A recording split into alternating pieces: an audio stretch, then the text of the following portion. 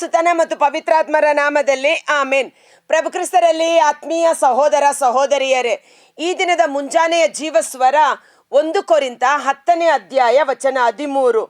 ಮಾನವರಿಂದ ಜಯಿಸಲಾಗದ ಶೋಧನೆಗಳೇನೂ ನಿಮಗೆ ಬಂದಿಲ್ಲ. ಮನುಷ್ಯನಿಂದ ಜಯಿಸಲು ಸಾಧ್ಯವಾಗದೇ ಇರುವ ಶೋಧನೆಗಳು ನಮಗೆ ಬಂದಿಲ್ಲ. ದೇವರು ಕೊಟ್ಟ ಮಾತಿಗೆ ತಪ್ಪಲಾರರು. ಗೆಲ್ಲಲಾಗದ ಶೋಧನೆಗಳಿಗೆ ನಿಮ್ಮನ್ನೆಂದೂ ಗುರಿಪಡಿಸಲಾರರು. ಶೋಧನೆಗಳು ಬಂದಾಗ ಅವುಗಳನ್ನು ಸಹಿಸಿಕೊಳ್ಳುವ ಶಕ್ತಿಯನ್ನು, ತಪ್ಪಿಸಿಕೊಳ್ಳುವ ಮಾರ್ಗವನ್ನು ಅವರೇ ಒದಗಿಸುತ್ತಾರೆ. Praise the lord, hallelujah. ಈ ತಪಸ್ಸು ಕಾಲದಲ್ಲಿ ವಿಶೇಷವಾಗಿ ಪಾಪಕ್ಕೆ ವಿಮುಖರಾಗಿ ದೇವರಿಗೆ ಅಭಿಮುಖರಾಗಿ ಪರಿಶುದ್ಧವಾದ ಜೀವನವನ್ನು ನಡೆಸಬೇಕೆಂದು ಮನಸ್ಸು ಮಾಡಿ ಅನೇಕ ವಿಧವಾದ ಉಪವಾಸ, ಪ್ರಾರ್ಥನೆ, ಸಂಧಾನದ ಕಾರ್ಯಗಳಲ್ಲಿ,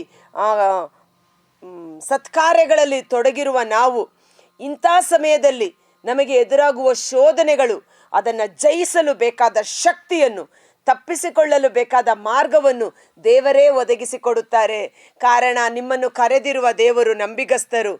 ಪ್ರಭು ಯೇಸು 40 ದಿನ ಹಗಲಿರುಳು ಉಪವಾಸವಿದ್ದು ತದನಂತರ ಅವರು ಅದನ್ನು ಮುಗಿಸಿ ಹೊರಗಡೆ ಬಂದಾಗ ಆತನನ್ನು, ಯೇಸುವನ್ನು ಎದುರುಗೊಂಡಿದ್ದು ಸೈತಾನನು ಶೋಧನೆ ಮಾಡುವುದಕ್ಕಾಗಿ 3 ವಿಧದ ಶೋಧನೆಗಳನ್ನು ಯೇಸುವಿನ ಮುಂದೆ ಇಟ್ಟ.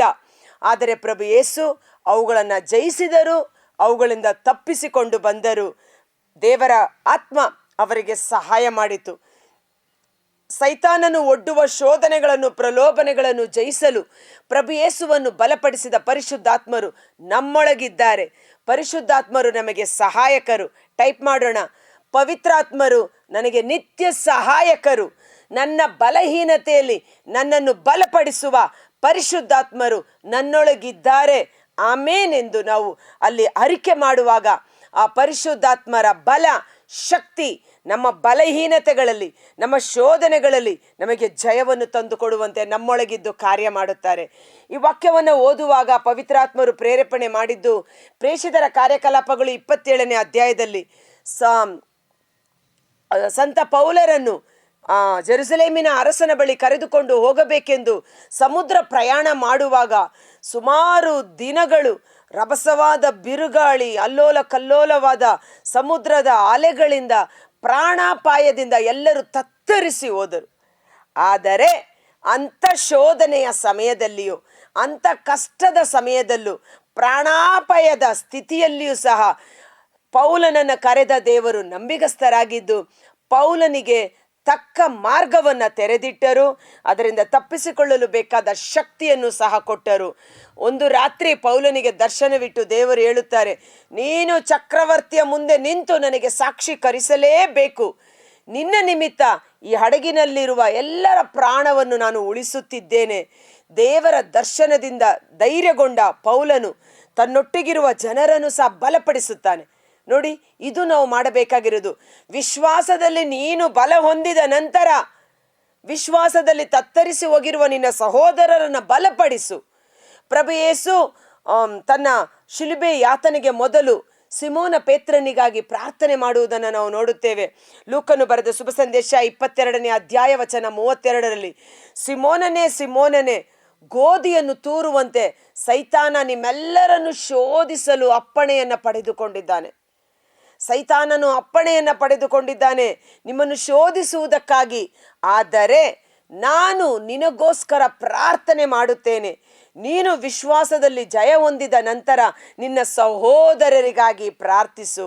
ಇವತ್ತು ವಿಶ್ವಾಸದಲ್ಲಿ ಬಲಾಢ್ಯರಾಗಿರುವ ನಾವು, ವಿಶ್ವಾಸದಲ್ಲಿ ಕುಂದಿ ಹೋಗಿರುವ ನಮ್ಮ ಸಹೋದರರಿಗಾಗಿ, ನಮ್ಮ ನೆರೆಹೊರೆಯವರಿಗಾಗಿ, ಅವರ ವಿಶ್ವಾಸ ದೃಢಪಡಿಸುವಂತೆ ಅವರಿಗಾಗಿ ನಾವು ಪ್ರಾರ್ಥನೆ ಮಾಡಬೇಕು.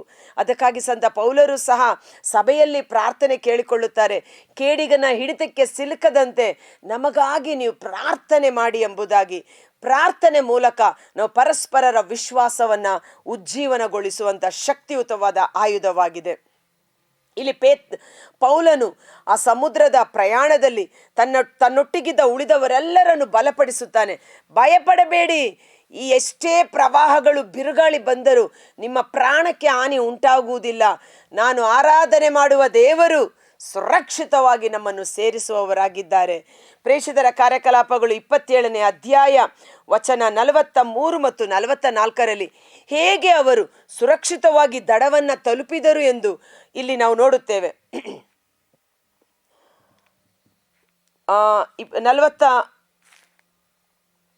43ನೇ ವಾಕ್ಯ, ಪೌಲನನ್ನು ಕಾಪಾಡಬೇಕೆಂದಿದ್ದ ಶತಾಧಿಪತಿ ಹಾಗೆ ಮಾಡುವುದನ್ನು ತಡೆದನು. ಪ್ರತಿಯಾಗಿ ಈಜು ಬಲ್ಲವರು ಮೊದಲು ಹಡಗಿನಿಂದ ಧುಮುಕಿ ಈಜಿಕೊಂಡು ಹೋಗಬೇಕು.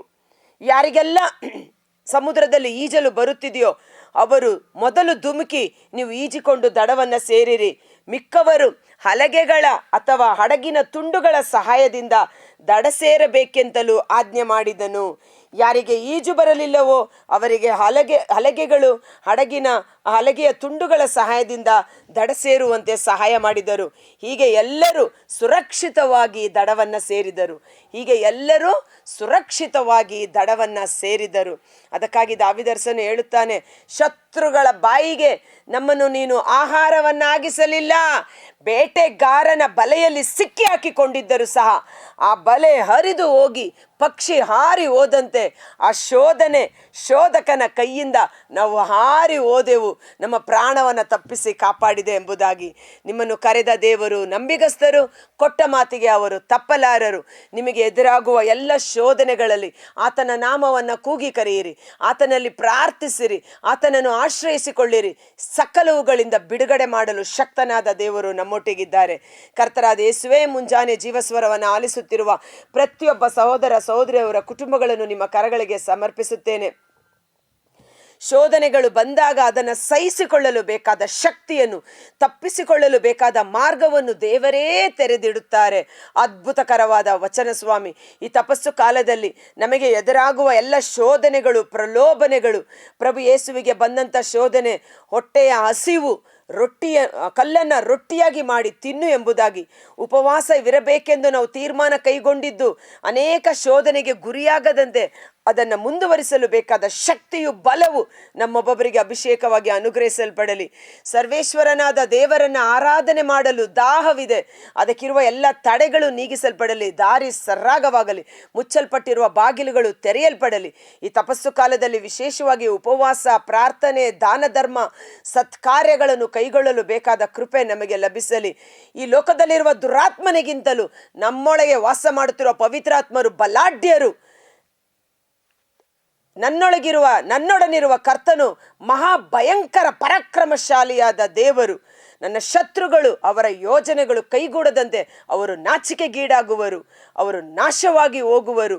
ನನ್ನೊಡನಿದ್ದು ನನಗೆ ಜಯವನ್ನು ತಂದು ಕೊಡುವ ದೇವರಿಗೆ ಸ್ತೋತ್ರವಾಗಲಿ ಎಂದು ಕೃತಜ್ಞತಾ ಸ್ತುತಿ ಸ್ತೋತ್ರಗಳನ್ನು ಸಲ್ಲಿಸುತ್ತಾ ಪ್ರಭು ಯೇಸುವಿನ ಅದ್ಭುತಕರವಾದ ನಾಮದಲ್ಲಿ ಪ್ರಾರ್ಥಿಸಿ ಬೇಡಿ ಹೊಂದಿಕೊಳ್ಳುತ್ತೇವೆ. ಆಮೆನ್.